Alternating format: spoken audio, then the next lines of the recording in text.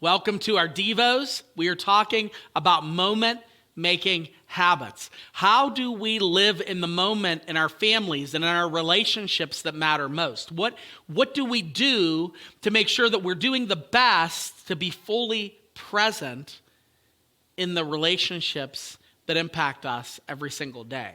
Well, here's something that you might want to try. I'm terrible at this. So I want you to know, I should say this without all these habits. I've not mastered any of them, but I know that the scriptures kind of allude that these really help. And one of the habits that help you to stay in the moment is a habit of quiet. Quiet. I tend to, I'm just going to out myself like personally. One of the things that I tend to do as a parent is, because of the way I was raised and my upbringing, I always feel like I have to be doing something. Like we have to be doing something with the kids. Like we have to have something going on that's unique. We have to have some sort of activity, or else I feel, and this is just a feeling, it's not real, I feel like I'm not bringing enough value to my family.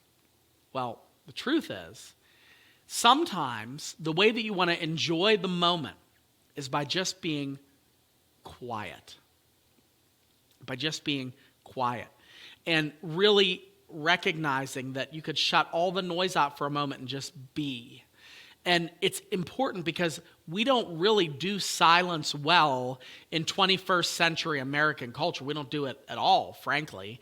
And a lot of us, we go from noise to distraction to noise. We talked about distraction over the weekend. But what the problem with us is we tend to, like so many, just have a noisy day, and then at the end of the day, we don't realize exactly what even happened that day. We just know that we went from distraction to thing to thing. Well, when you're with your family, if you can look for moments to be quiet, if you can look for moments just to be in the moment, if you can look for moments to kind of isolate those things, it helps.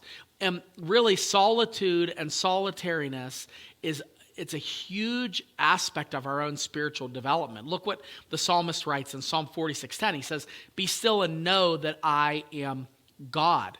More often than not, we are hurried and we are ready and we are moving and we try to glimpse God. But in reality, sometimes the best way that we experience God in the moments of the day is by being quiet, by shutting up, by shutting down, and by really being fully present. It's a quick way to get those moments to become a reality when we're willing to focus on being in the now, while letting everything else quiet down.